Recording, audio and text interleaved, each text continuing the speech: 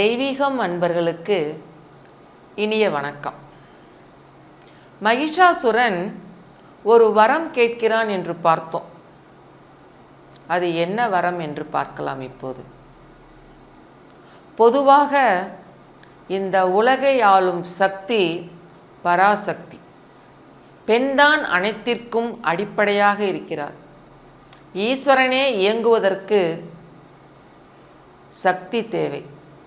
ஈஸ்வரன் மெய், சக்தி உயிர். உயிர்மெய் எழுத்துதான் இந்த உலகை படைக்கிறது, காக்கிறது, அழிக்கிறது. சக்தி இல்லையே எதுவுமே இல்லை. மும்மூர்த்திகளாக இருந்தாலும் அவர்களை இயக்கும் சக்தி பராசக்தி. எனவேதான் லலிதா சகஸ்ரநாமம் படித்தால் இந்த உலகத்தில் இருக்கும் அத்தனை தெய்வங்களையும் வணங்கிய பலன் கிடைக்கும் என்பார்கள். பராசக்தி அமைந்திருக்கும் சிம்மாசனத்திற்கு 3 கால்களாக மும்மூர்த்திகளும் இருக்கிறார்கள். சாம்ராஜ்ய தாயினி. அவள் பெண்ணால் முடியாதது எதுவுமே இல்லை. பெண்தான் ஒரு தாயாக இருந்து ஒரு உயிரை இந்த உலகிற்கு கொண்டு வருகிறாள். கல்விக்கு பெண்தான் தெய்வம், செல்வத்திற்கு பெண்தான் தெய்வம். நதிகளையெல்லாம் நாம் பெண் வடிவமாக பார்க்கிறோம். பிரம்மபுத்திரா மட்டும்தான் ஆண் நதி, மற்ற அனைத்தும் பெண் நதி. நதிகள், தெய்வங்கள் என்று அனைத்தையும் பெண் வடிவமாக படைத்த மக்கள் அந்த பெண்களை கேவலமாகத்தான் நினைக்கிறார்கள். இதுதான் அசுரகுணம் என்பது. மகிஷாசுரனும் அப்படித்தான் கேட்டான். ஒரு பெண்ணால் எனக்கு மரணம் ஏற்பட வேண்டும் என்று. ஏனென்றால் தான் சர்வ வல்லமை உடையவன். தன்னை அழிக்க எந்த பெண்ணாலும் முடியாது என்று நினைத்தான். ஆனால் ஆக்குவதும் அழிப்பதும் சக்தி வடிவமாக இருப்பதும் அந்த பராசக்தி. அவளால் முடியாத விஷயம் எதுவும் இல்லையே. அவள் ஆணைக்கு கட்டுப்பட்டுத்தான் பிரம்மா, விஷ்ணு, சிவன் என்று மும்மூர்த்திகளும் இயங்குகிறார்கள். அவர்கள் இயங்கினால்தான் உலக ஜீவனே நடக்கும். இந்த பிரபஞ்சமே அசைவது பராசக்தியால் தான். ஆனால் மகிஷாசுரன் தனக்குத்தானே தலையில் தீ வைத்து கொண்டான். ஒரு பெண்ணால் தனக்கு மரணம் ஏற்பட வேண்டும் என்று. தந்தேன் என்ற வரமும் கொடுத்து விட்டார்கள். அதற்கு பிறகு அவனுடைய ஆட்டம் அதிகரிக்கிறது. முதலில் அவன் நாட்டில் உள்ள கல்விக்கூடங்களை எல்லாம் அழித்தான். அறிவு, கலை, கல்வி, சாஸ்திரம், சம்பிரதாயம் எதுவும் வேண்டாம். மக்களுக்கு அறிவு வளர்ச்சி வேண்டாம். ஏனால் அறிவு வந்துவிட்டால் அவர்கள் தன்னை எதிர்க்க ஆரம்பித்து விடுவார்கள். ஞானம் வேண்டாம். ஞானம் என்றால் அவர்களுக்கு ஆசை போய்விடும். ஆசை இல்லாதவன் தெய்வத்துக்கு சமமாகி விடுவான். எனவே ஞானம் வேண்டாம், கல்வி வேண்டாம், கலைகள் வேண்டாம், பாட்டு, நடனம், வாத்தியம் என்று எதுவும் வேண்டாம். எல்லா கலைகளையும் அழித்துவிடு, எல்லா கல்விக்கூடங்களையும் அழித்துவிடு, எல்லா முனிவர்களையும் குருமார்களையும் அழித்துவிடு, தேவர்களை அடிமைப்படுத்து என்று அசுர குணத்தை தலைவிரித்து ஆடுகிறது அவனிடம். மகிஷாசுரன் செய்த அளவுக்கு அக்கிரமங்கள், அநியாயங்கள் வேறு யாரும் செய்யவில்லை என்று கூறுவார்கள். தேவர்கள் அதில் நடுநடுங்குகிறார்கள். அவர்களால் எதுவும் செய்ய முடியவில்லை. அவனை எதிர்க்கும் சக்தியும் இல்லை. மும்மூர்த்திகளாலும் முடியாத விஷயம். ஒரு பெண்ணால் மட்டுமே தனக்கு மரணம் ஏற்பட வேண்டும் என்று கேட்டிருக்கிறான்.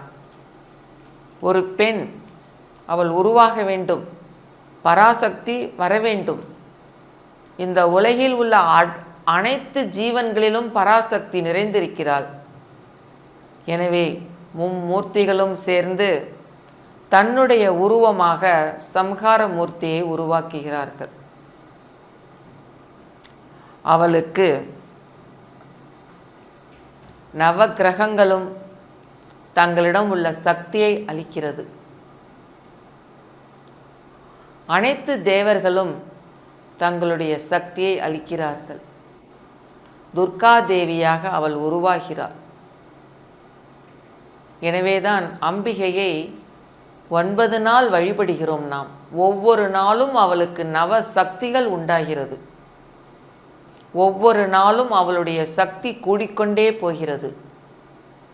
நவராத்திரியின் 9 நாளில் அவளை வெவ்வேறு விதமாக நாம் வழிபட அவளுடைய சக்தி பெருகிக்கொண்டே போய் 10வது நாள் விஜயதசமி அன்று அவள் மகிஷாசுரனை வதம் செய்கிறாள். மகிஷாசுர வதம் என்பது நமக்குள் இருக்கக்கூடும் ஆணவம், அகந்தை, பொறாமை, போட்டி, நயவஞ்சகம், பிறரை கெடுத்தல், துரோகம் செய்தல் என்று அனைத்து விதமான அசுர குணங்களையும் அழித்தல். அதனால்தான் அவளுக்கு மகிஷாசுர மர்தனி என்று பெயர். மகிஷனை வதம் செய்தவள் துர்காதேவி. 10 கரங்களோடு அவள் போரிடுகிறாள். மகிஷனை எதிர்த்து நிற்கிறாள். அவளிடமிருந்து ஒவ்வொரு சக்தியும் ஒவ்வொரு பெண் வடிவமாக வெளிப்பட்டு மகிஷனை அழிக்கிறது. ஆனால் மகிஷன் வாங்கி வந்த வரம் இன்னொன்று.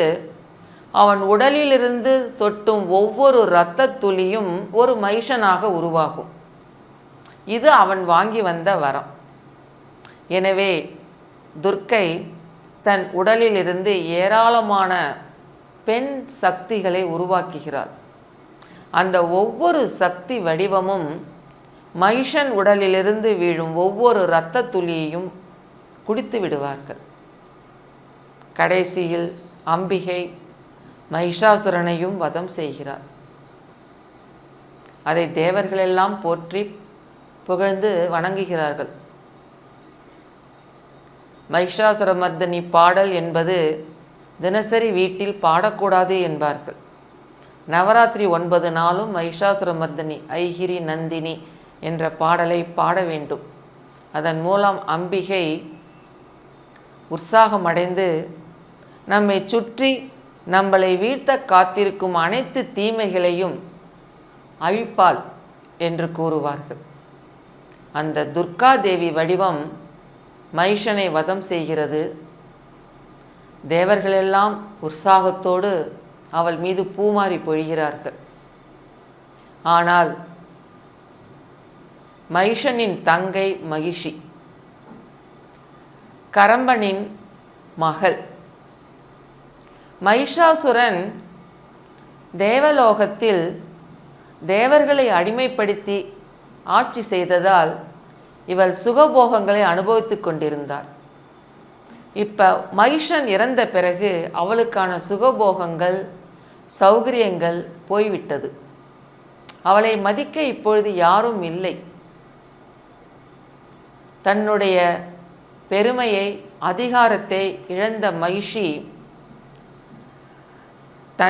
தன் அண்ணாவை கொன்றவர்களை பழிவாங்க வேண்டும் என்று பூமிக்கு வந்து தவம் இருக்கிறார். இந்த மகிஷிக்கும் ஒரு கதை இருக்கிறது. அதை அடுத்து பார்க்கலாம்.